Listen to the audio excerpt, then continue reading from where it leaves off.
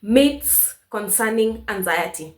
In this particular video, I want to talk about some of the propaganda that have been widely spread concerning anxiety, and some of you might be believing these myths, and that's one of the reasons why you are stuck with anxiety for years. You know, when something has been said by a lot of people for a long period of time, your mind tends to believe these beliefs, even if it's not the truth. So in this particular video, I want to debunk some of the myths concerning anxiety. If you can relate to some of these myths, can you kindly comment down below? But they are not the truth. They might be one of the reasons why you are stuck with anxiety, and that's what we want to talk about. If you're new here, my name is Mary Albert. Albert is an ex-anxiety sufferer who uses her own experience of suffering and recovery to help others who are still struggling. If you have not yet subscribed yet, I will urge you to subscribe because it helps the channel grow. In this channel, we create videos about everything concerning anxiety. So whether you're struggling with agoraphobia, depression, social anxiety, health anxiety, generalized anxiety disorder, panic disorder, any type of anxiety disorder, you are in the right place. Otherwise, let's get started into this video. So I want to talk about 5 myths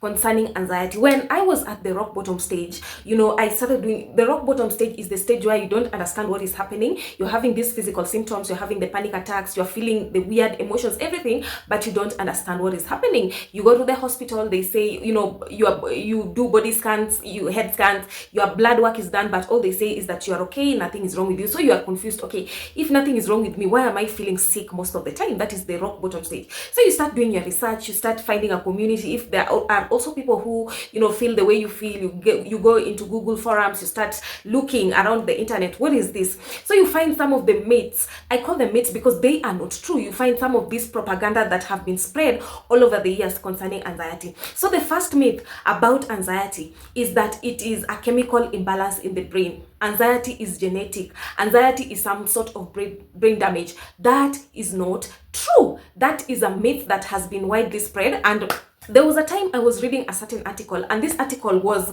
majorly focused on depression, and it was questioning whether depression is really brought by a chemical imbalance in the brain.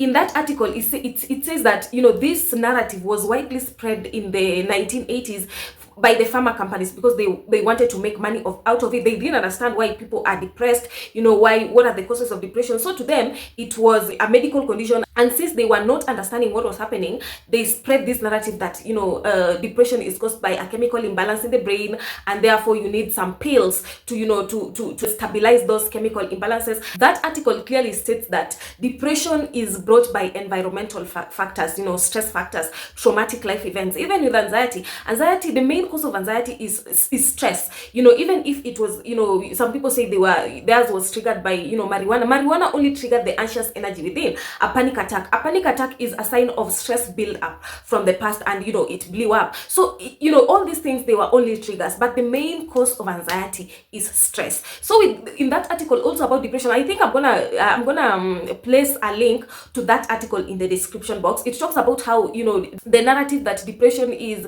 serotonin abnormalities. That is not true. Depression is caused by environmental factors, stress, by traumatic life events. So I'm gonna place that that article down in the description box. Also, Claire Weeks, who is one of the pioneers of anxiety recovery, my healing, a large part of it I attribute it to Claire Weeks. Claire Weeks was a psychologist who also struggled with anxiety, and she helped people in the 1960s. Though she rested, she has 2 books: Hope and Help for Your Nerves and Self-Help for Your Nerves. So in this book, Self-Help for Your Nerves, Claire Weeks says that whatever we call chemical imbalances are just the physiological effects of sensitized nerves. Whatever people call you're having a chemical imbalance in the brain, it's just your nerves being sensitized. Your nerves are so tired, they are so overreactive that a slight trigger, they become overreactive. Your nerves are just exhausted and overstimulated. There is nothing like chemical imbalances in the brain. And so also I asked myself, if indeed it was chemical imbalance in the brain, people wouldn't have been recovering. There wouldn't have been a lot of people recovering from anxiety, because it is some sort of brain damage. It is some sort of chemical imbalance in the brain. So this narrative, even though it has been spread by a lot of people, it is not true. I knew how I got into the cycle. It was due to some stressors, the financial struggles of my dad. So I knew how I got into the cycle because of these stressors. So I knew there was a way out. It was not a chemical imbalance in the brain, because I knew when anxiety started for me. Even also the part about genetics, you might inherit some of the things, like maybe being overreactive, maybe being sensitive, but the disorder itself, the disorder is learned fear, which can be unlearned. You cannot inherit the disorder. You can only inherit being sensitive, being overreactive, but you cannot inherit the disorder itself. So I'm here to debunk that narrative that anxiety is a chemical imbalance in the brain. It is not. It is not genetics. It is not some sort of brain damage. If you learn about anxiety in depth, you'll realize that the causes of whatever you're feeling, the physical symptoms, the feelings of unreality, the panic attacks, it all stems down from fear. So it is not a chemical imbalance in the brain. You are truly okay. It is just learned fear, which can be unlearned. The second myth about anxiety is that we have to manage it for the rest of our lives. I went to the hospital when I was at the rock bottom stage. I explained whatever I was feeling, and the doctors, I found 2 doctors, they told me that anxiety is something that you can only manage and try to cope with for the rest of my life. So they gave me pills to go and manage. So to me, I was like, first of all, the thought of having to live with anxiety for the rest of my life just didn't sit right with me. Like, what do you mean? I will always be living with fear. I will always be feeling these physical symptoms. No. So it just didn't sit right with me. Anxiety is not something to manage or cope with for the rest of your life. There is true healing from anxiety. When you say managing anxiety, that means it includes breathing techniques. It includes the coping tools, breathing techniques, yoga, medication, snapping a rubber band on your wrist. But let me ask you, let's say you are addressing a crowd or you are doing your exam, will you have to go and snap a rubber band on your wrist just so to cope with anxiety or to manage anxiety? So to me, I looked at it this way. It's either I find some short-term relief by snapping the rubber band, drinking lime water, doing breathing exercise, or I aim for long-term freedom from this thing, applying the principles of anxiety recovering, facing my fears, exposure, not adding second fear. So it's not something you will have to manage or cope with for the rest of your life. Because when you do those breathing exercises, when you do the yoga, the talk therapy, you are only signaling your brain, you are signaling your nervous system that anxiety is not something to be felt. You can't, be with anxiety. When your brain sees, anxiety as danger, it will keep on pumping you with the excess stress hormones. And the excess stress hormones create this anxiety, the same anxiety that you're trying to manage, that you're trying to run away from. So it is not something that you will manage or cope with for the rest of your life. Anxiety is something that you can heal from. It is something that you can recover from. The third myth about anxiety is that you have no control over it. You have control over how you respond to anxiety. The only thing that you don't have control over is the first fear. I call them the first fear.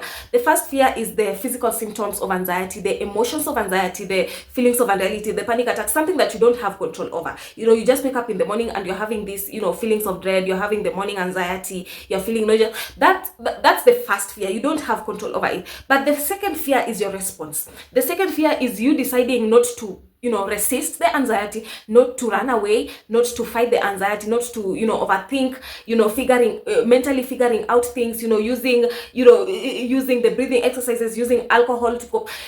You have control over how you respond. That one is 100% in your control. What you don't have control over is the headaches, the emotions, the feelings, the thoughts and feelings. That one you don't have control over. But how you respond, and it is how you respond, that's where your recovery lies. How you respond is where your recovery lies. That's when you can stop. Your nerves really want to heal, but you're the one standing on the way by how you always react. But if you learn how to respond, anxiety is 100% in your control. So the third myth about anxiety is that you don't have control over it. You have control over your response on anxiety. The fourth myth about anxiety is that you can't recover while in stressful situations. Let me tell you something. As long as you are a human being in this world, you are bound to experience stress. There are a lot of stressors, job stressors, relationship stressors, life stressors in general. But the propaganda that has been spread is that you can't recover while in stressful situations. I get a lot of these questions that, hey, Albright, should I resign from my job because I feel like my job is stressful? I feel like my husband is, stressing me up and I can't recover in that situation. You can recover in that situation.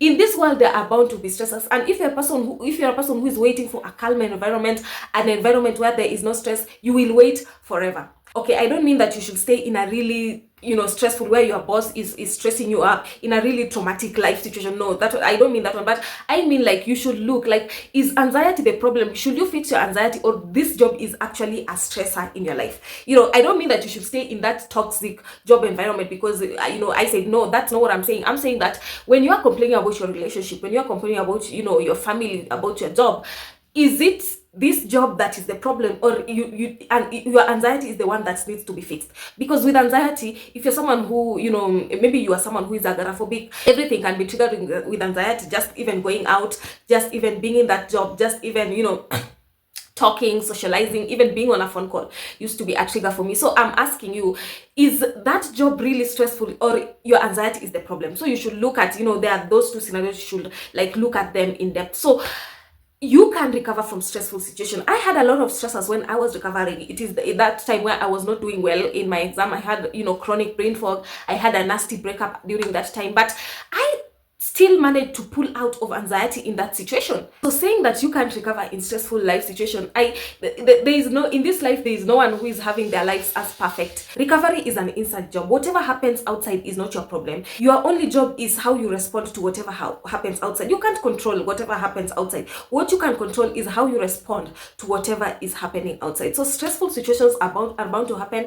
In this world, there is no one who is having their life as smooth. There has to be a bumper left or right. So it just depends on how you respond to this, whatever is happening outside. So you can recover even in stressful situations. The fifth myth about anxiety is that certain situations make anxiety inevitable. That's a myth. That's not true. There is no situation that makes anxiety inevitable. It's just the same with my last point. Whatever happens outside is not your problem. Your only job is to learn how to respond to whatever happens outside. It's like, I don't know if this example is gonna fit. It's like you and your spouse, and then your spouse is cheating. So you, instead of addressing your spouse, you are addressing the third party. You see, it just doesn't make sense. You should deal with your spouse, because he is the only person who is accountable to you, not the third party. So the same with with anxiety, you learn how to respond to whatever happens outside. There is no situations that happens that makes anxiety inevitable. There is no situation like that. The thing is that whatever happens outside, the event that happens outside may only tire your nerves, but what keeps you stuck is your behaviors and attitude towards these sensations. And I want you to know, the human body will always calm down on its own when you let it. You are the one standing on the way. You are the one adding second fears. You're the one resisting. You're the one fighting. You're the one figuring out things. You're the one panicking. The human body will always calm down when you let it, when you get out of the way. You are the one standing on the way. So triggering, there is no outside situation that prevents you from recovering. It's your attitude and behaviors towards what is happening that makes you stuck with anxiety. So those are the 5 myths that may be preventing you from recovering. That anxiety is a chemical imbalance in the brain. It is genetic. It is, it is some sort of brain damage. That's a myth. You will have to manage anxiety for the rest of your life. Another myth. Triggering life events only make anxiety inevitable. That is also another myth. That we have no control over it. That people only get better with less stressful situations. Those are 5 myths about anxiety. Which one do you find that you have believed at some point? Can you kindly comment down below? If you have watched up to this point, kindly share this video to other people who may need it. A thumbs up for this video, like this video, and also subscribe because it helps the channel grow. Otherwise, if you want to talk to me directly, if you want to join my coaching program, use this WhatsApp or this email to reach out to me. I will help you overcome your anxiety disorder permanently. I was in the anxiety cycle for 6 years, and I was able to get out on the other side of fear. So if you feel like anxiety has wasted your time, you have been in the anxiety cycle for a long time, or that's someone who feels like, okay, I've been improving, I'm almost at that healing stage, but I'm still not there, you can use this WhatsApp or this email to reach out to me. You feel like anxiety has robbed you. What has anxiety taken away from you? You feel like anxiety has robbed you so much and you want to let all this go. Use this WhatsApp or this email to reach out to me. Otherwise, let's meet on the next video.